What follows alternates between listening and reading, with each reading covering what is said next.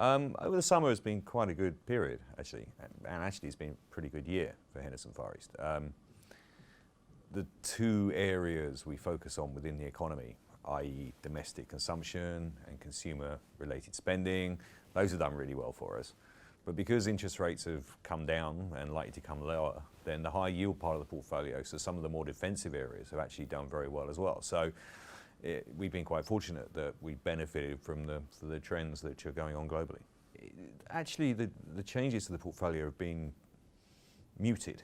As I say, we've had a good period year to date, and with those two areas we're focusing on. And we haven't really changed much. There has been times when some of the stocks which have done really well have got to our valuation points and we've trimmed those, or other areas where that we think there's some upside and we've added to them. But the focus really on domestic consumption. So key companies for us are Treasury Wine Estates in Australia, which is selling wine into China and the US and the rest of the world. Kweichai Moutai, which is a Baijiu, which is a high-end spirit. That's done really well for us as well. And to sports, again, domestic consumption, themes on Chinese getting fitter has also worked for us. But on the other side of that, we've got infrastructure funds and REITs, which we don't think there's a lot of underlying growth, but the markets have re-rated them as they search for yield. So we haven't really felt the need to change too much within the portfolio. Yeah, the situation in Hong Kong is quite worrying. And we have seen these kind of processes before, but not as all-encompassing as we see now. The government has reacted to the protests initially and withdrawn the withdrawal agreement, which was the first thing the protesters wanted. But the protesters' list of demands is getting longer and longer.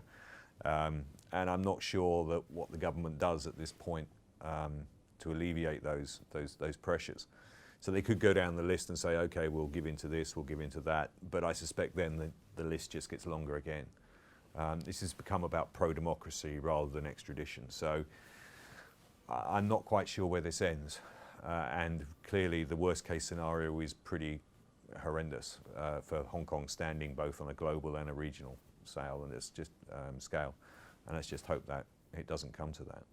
As for the exposure, we have very little actually. We don't own property companies in Hong Kong, we don't own banks, we don't own utilities, which are the big yielding areas which we could own. We do own some retail, which hasn't actually performed that well, kind of as you'd expect.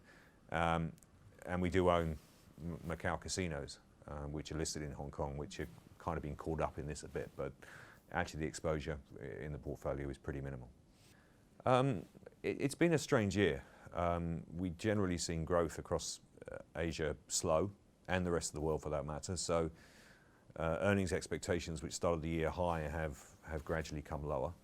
And as we're not seeing any real impetus to growth from here, maybe these earnings numbers start going lower still as we go into year end. We've got a lot of uncertainty.